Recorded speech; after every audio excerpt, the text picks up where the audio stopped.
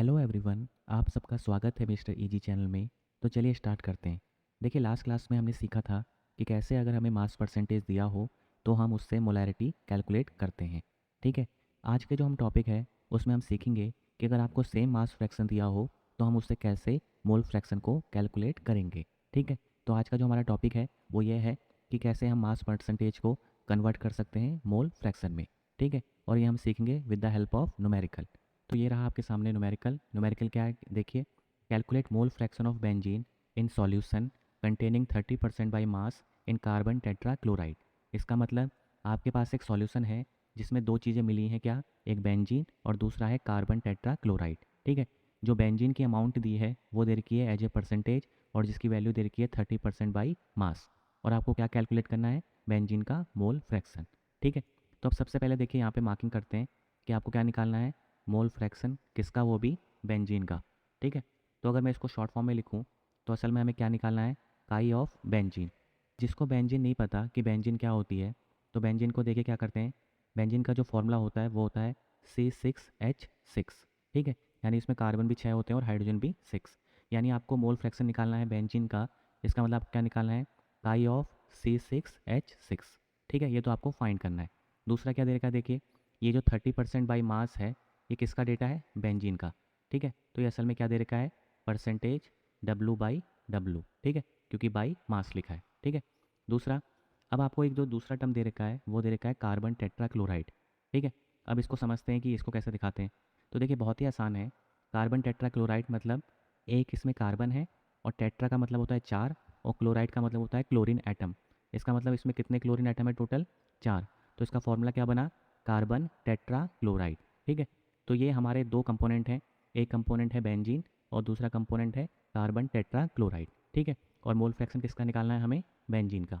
तो अब देखिए इसे सॉल्व कैसे करेंगे। तो मैंने हमेशा बताया है कि जब भी आपको सॉल्व करना हो तो सबसे पहले देखिए आपको क्या निकालना है। तो आपको क्या निकालना है, बेंजीन का मोल फ्रैक्शन। यानी आपको निकालना है काई ऑफ C6H6। अब मोल फ्रैक्शन निकालने का मैंने फॉर्मूला बताया था कि जिस भी कंपोनेंट का मोल फ्रैक्शन निकालना हो उसके मोल्स हमेशा क्या रहेंगे, ऊपर। यानी हमें ऊपर किसके मोल लिखने हैं, बेंजीन के। और डिनोमिनेटर में क्या आता है कि वहाँ जितने भी कंपोनेंट हैं उन सब के मोल्स आते हैं नीचे। तो देखिए यहाँ पे एक कंपोनेंट तो तुम्हारा बेंजीन ही है तो उसके मोल फिर से नीचे आ गए। और दूसरा कंपोनेंट यहाँ पे कौन है, कार्बन टेट्राक्लोराइड, तो इसके मोल भी नीचे आ गए। अब यहाँ पे दो ही कंपोनेंट हैं इसलिए नीचे क्या लिखेंगे, सिर्फ दो ही मोल्स। ठीक है। तो अब आपको देखिए कि यहाँ पे क्या क्या गिवन है। तो देखिए आपको क्या है, ना ही आपको बेंजीन के मोल्स दे रखे हैं ना ही आपको कार्बन टेट्राक्लोराइड के मोल्स दे रखे हैं। ठीक है। तो अब जरा इसको सोचे कैसे करेंगे। तो इक्वेशन 1 बना देते हैं।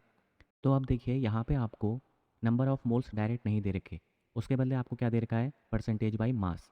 अब परसेंटेज बाई मास को समझने से पहले यहाँ से आपका एक सिंपल सा एक क्वेश्चन है कि यहाँ पे कौन सॉल्यूट है और कौन सॉल्वेंट है। तो खुद ही सोचो, 30% बाई मास ये बेंजीन के रिस्पेक्ट में है। इसका मतलब यहाँ पे जो सॉल्यूट है वो कौन है, बेंजीन। और जो सॉल्वेंट है वो कौन है, आपका कार्बन टेट्रा क्लोराइड। ठीक है। तो आपका कार्बन टेट्रा क्लोराइड क्या है, सॉल्वेंट। अभी मैंने क्यों लिखा अभी आपको बताता हूँ। तो सबसे पहले देखिए हमें क्या दे रखा है, 30% W/W। अब इसका मतलब मैंने 50 बार वीडियो में समझा रखा है, यहाँ पे मैं सीधे बोल के बताऊँगा कि कहीं पे भी अगर 30% W/W बेंजीन सॉल्यूशन दे रखा है, ठीक है, किसमें है, बेंजीन, और ये किस में मिला रखा है आपने, CCl4 सॉल्यूशन में। ठीक है। तो अब इसका मतलब सिंपल सा होता है कि यानी 30 gram of benzene is present in 100 gram of solution. यानी आपको जो 30 दे रखा है ये असल में क्या दे रखा है, मास ऑफ सॉल्यूट, यानी मास ऑफ C6H6। और इसकी वैल्यू कितनी है, 30 ग्राम। ठीक है। तो 30 gram benzene in 100 gram of solution. इसका मतलब आपको सॉल्यूशन का भी मास मिल गया, कितना, वो होता है कितना, 100 ग्राम। ठीक है। तो इस स्टेटमेंट से आपको दो के मास मिल गए, एक तो सॉल्यूट का और एक सॉल्यूशन का। अब अगर आपको मास मिल गए और अगर आपको बेंजीन और कार्बन टेट्राक्लोराइड का मोलर मास पता है तो आप क्या निकाल सकते हैं, मोल्स। ठीक है। अब बात आती है कि देखिए यहाँ पे हमें सॉल्यूट का मास तो मिल गया, सॉल्यूशन का मिल गया, पर सॉल्वेंट का नहीं मिला। अगर आप सॉल्वेंट के मोल्स निकालना चाहते हैं तो आपको सॉल्वेंट का मास पता होना चाहिए, पर यहाँ पे हमें टोटल सॉल्यूशन का मास मिल गया। पर मैंने इस सबसे फर्स्ट वीडियो में बताया था कि सॉल्यूट का मास प्लस सॉल्वेंट का मास इक्वल टू होता है सॉल्यूशन का मास। तो यानी सीधे यहाँ से निकल गया कि मास ऑफ CCl4 कितना होगा। अब देखो 100 में से 30 को घटाएंगे तो कितना आएगा, 70 ग्राम। ठीक है। तो ये दो डेटा तो आपको इस स्टेटमेंट से मिल गए। और जैसे आपने फॉर्मूला लगाया क्या, कि mass of solute plus mass of solvent equal to mass of solution. तो यहाँ से आप मास ऑफ सॉल्वेंट कितना निकल गया 70 ग्राम। ठीक है, अब इसके मोल्स आसानी से निकल जाएंगे, बस आपको क्या पता होना चाहिए इनका मोलर मास।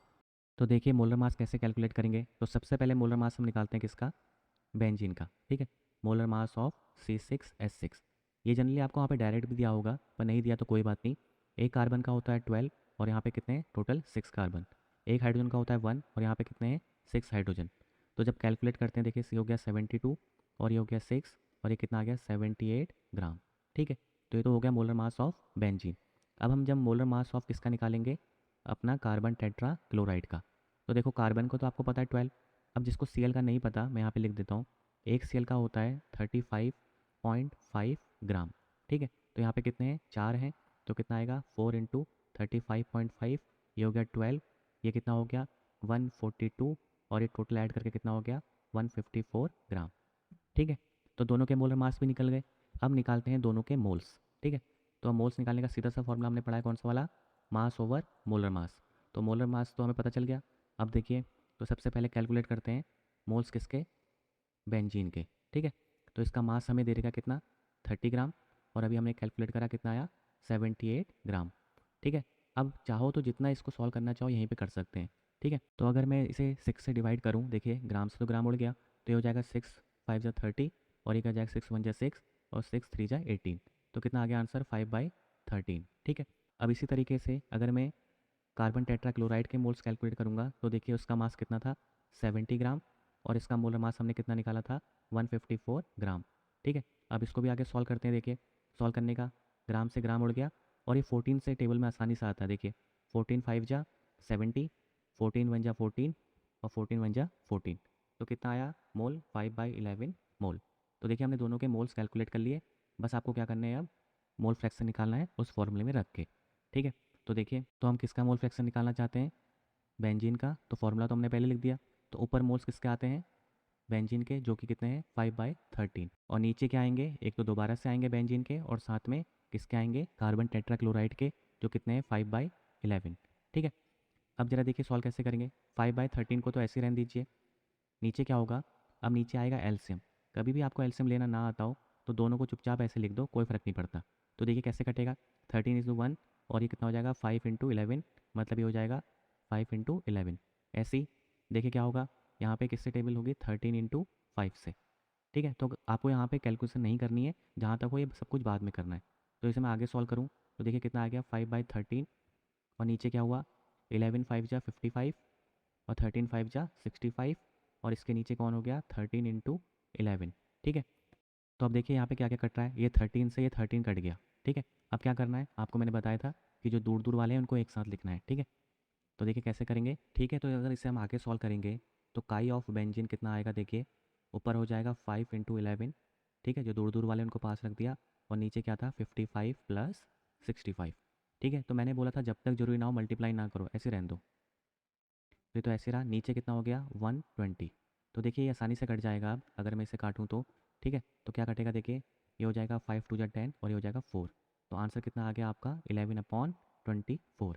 ठीक है, तो ये आपका निकल गया काई ऑफ बेंजीन। अब अगर आपसे यही पूछा जाता कि बेंजीन के अलावा कार्बन टेट्राक्लोराइड का भी मोल फ्रैक्शन कैलकुलेट करो, तो क्या आप ये पूरा सॉल्व करते दोबारा से, नहीं दोबारा से फॉर्मूला यूज करते नहीं। मैंने इसका शॉर्ट ट्रिक बताया था कि अगर आपको कार्बन एक कंपोनेंट का निकाल लिया और दूसरे कंपोनेंट का पूछा है तो बस आपको क्या करना है 1 में से सब्ट्रैक्ट कर देना है पहले कंपोनेंट का मोल फ्रैक्शन। यानी अगर आपको काई ऑफ CCl4 निकालना है तो 1 माइनस क्या करोगे C6H6। ठीक है, और ये आपको तभी करना है जब बाइनरी सॉल्यूशन हो। ठीक है, तो अब जरा देखिए मैं वैल्यू रखूँ तो क्या आएगा 1 - 11/24 और ये सॉल्व करके कितना आएगा 13/24। ठीक है, तो एक कंपोनेंट के मोल फ्रैक्शन तो आप निकालेंगे with the help of formula और दूसरे कंपोनेंट के निकालने के लिए आप सिंपल सा क्या यूज करेंगे शॉर्ट ट्रिक कि जो भी आपका पहले कंपोनेंट का आया है उसे 1 में से सब्ट्रैक्ट कर देंगे। ठीक है, तो आई होप आपको समझ में आया होगा कैसे अगर आपको मास परसेंटेज दिया हो तो वहाँ से मोल फ्रैक्शन कैसे कैलकुलेट करते हैं। ठीक है, अब मिलते हैं नेक्स्ट वीडियो में। अगर ये वीडियो आपको यूजफुल लगा हो तो सब्सक्राइब कीजिए। तब तक के लिए धन्यवाद।